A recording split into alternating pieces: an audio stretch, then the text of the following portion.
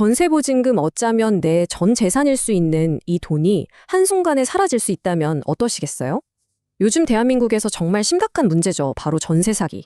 오늘 이 시간에는 어떻게 하면 이 악몽 같은 사기로부터 내 소중한 보증금을 안전하게 지킬 수 있는지 그 방법을 속 시원하게 알려드리겠습니다. 이 숫자 6,438, 이게 뭘 의미하는 걸까요? 이게 바로 2024년 4월까지 경기도에서만 피해가 확정된 전세 사기 건수입니다. 전국 피해의 무려 21%나 차지하는 정말 어마어마한 숫자죠. 맞습니다. 이건 더 이상 뉴스에나 나오는 남의 이야기가 아니에요. 수천 명, 특히 막 사회생활을 시작한 청년들에게 이건 너무나 끔찍한 현실입니다. 평생을 모아 마련한 돈이 순식간에 사라지고 길거리에 나앉게 되는 거죠. 실제로 피해자 통계를 보면요, 이게 얼마나 교묘하게 젊은 층을 노리는지 알 수 있습니다. 피해자의 70%가 40세 미만이에요. 사회 초년생이나 이제 막 결혼한 신혼부부들이 주된 타깃이라는 거죠. 도대체 이 사기꾼들은 어떤 수법을 쓰는 걸까요? 자, 적을 알아야 이길 수 있잖아요. 지금부터 가장 대표적인 전세 사기 유형 4가지를 낱낱이 파헤쳐 보겠습니다. 가장 흔하고 악명 높은 게 바로 이 무자본 갭 투자. 우리가 흔히 깡통 전세라고 부르는 겁니다. 이게 뭐냐면 집값보다 전세 보증금을 훨씬 높게 부르는 거예요. 그리고는 세입자의 보증금으로 집을 사고 남은 돈까지 챙겨서 사라져버리는 수법이죠. 이 과정을 한번 보세요. 정말 치밀해요. 먼저 건축주가 분양대행사랑 짜고 높은 수수료를 약속해요. 그럼 대행사는 이사비 같은 걸 미끼로 세입자를 높은 전세가에 끌어들이죠. 그리고는 명의만 빌려준 이른바 바지사장한테 집을 넘겨버립니다.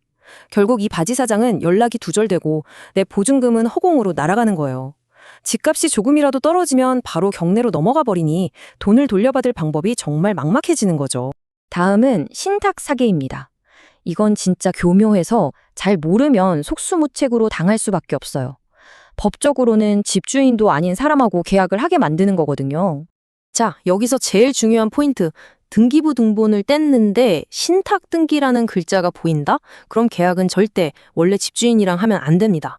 반드시 법적 소유권을 가진 신탁회사랑 직접 해야만 안전해요. 꼭 기억하세요. 이번엔 사람의 신뢰를 악용하는 사기, 바로 이중계약입니다. 중간에 낀 관리인이 집주인한테는 월세 계약했다고 속이고 세입자한테는 전세 계약을 해서 보증금을 통째로 가로채는 방식이죠. 집주인과 세입자 둘 다 완벽하게 속이는 겁니다. 마지막으로 중개 수수료 좀 아껴버려다 더 큰 걸 잃게 되는 경우, 바로 직거래 사기입니다. 가짜 집주인이 나타나거나 아예 존재하지도 않는 집을 계약하는 등 정말 함정이 많습니다. 자, 이제 사기꾼들의 수법을 알았으니 좀 무섭죠? 하지만 괜찮습니다. 지금부터는 나를 지켜줄 튼튼한 방어막을 어떻게 만들 수 있는지 아주 구체적이고 확실한 방법을 알려드릴게요. 맞아요. 아니, 이렇게 위험한데 어떻게 안전한 집을 구하라는 거야 싶으실 거예요. 하지만 다행히도 이 험난한 시장을 헤쳐나갈 수 있도록 도와주는 새로운 시스템들이 생겨나고 있습니다. 예를 들어 경기도에서는 안전전세 프로젝트라는 걸 시작했는데요. 10가지 안전수칙을 철저하게 지키는 공인중개사 사무소에 바로 이 안전전세 지킴이 마크를 부여하고 있습니다. 일종의 안심중개사 인증마크라고 생각하시면 돼요. 자, 이게 바로 여러분의 보증금을 지켜줄 가장 강력한 5단계 방어막입니다. 이건 꼭 기억하세요. 첫째, 안전전세 지킴이 마크가 있는 곳을 찾아가세요. 둘째, 중개사랑 같이 체크리스트를 하나하나 꼼꼼하게 따져보세요. 셋째, 등기부 등본. 귀찮아도 꼭 직접 떼서 집에 빚은 없는지, 신탁 등기는 아닌지 내 눈으로 확인해야 합니다. 넷째, 계약서에 대출이나 보증보험이 거절되면 이 계약은 없는 걸로 한다는 특약을 반드시 넣으세요. 그리고 마지막, 5번째가 제일 중요합니다. 전세보증금 반환보증보험, 이건 선택이 아니라 필수입니다. 무조건 가입하셔야 해요. 하지만 정말 만약에 이미 피해를 입었다면 어떻게 해야 할까요?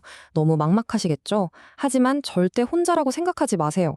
여러분을 돕기 위해 마련된 안전망이 있습니다. 정부에서 아주 다각도로 지원 시스템을 운영하고 있습니다. 돈이 급하면 저금리 대출을, 당장 살 곳이 없으면 긴급 주거를, 법적인 문제가 생기면 무료 상담과 소송까지 지원해 드립니다. 특히 경기도의 경우에는요, 피해자들에게 당장 급한 불을 끌 수 있도록 긴급 생계비로 최대 100만 원을 지원해주고 있습니다. 그뿐만이 아니에요. 긴급하게 다른 곳으로 이사를 가야 할 때 필요한 이사비도 최대 150만 원까지 지원해줍니다. 도움이 필요하시면 망설이지 말고 바로 이 번호로 전화하세요. 경기도 전세피해 지원센터인데요. 여기에 전화하시면 법률 전문가나 금융상담가와 바로 연결되고 오늘 우리가 얘기했던 모든 지원 프로그램을 안내받을 수 있습니다. 자, 오늘 정말 많은 이야기를 나눴는데요. 이 모든 내용에서 우리가 꼭 가져가야 할 핵심은 뭘까요? 오늘 여러분은 두 가지 아주 유용한 도구함을 얻으셨다고 생각하면 됩니다.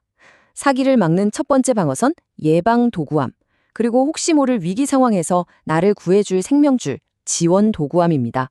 우리의 집은 편안한 안식처여야지 불안과 공포의 공간이 되어서는 안 되잖아요. 오늘 알려드린 방법들을 잘 기억하고 활용하신다면 막연한 불안감을 이겨내고 내 집과 내 미래를 당당하게 지켜낼 수 있을 겁니다.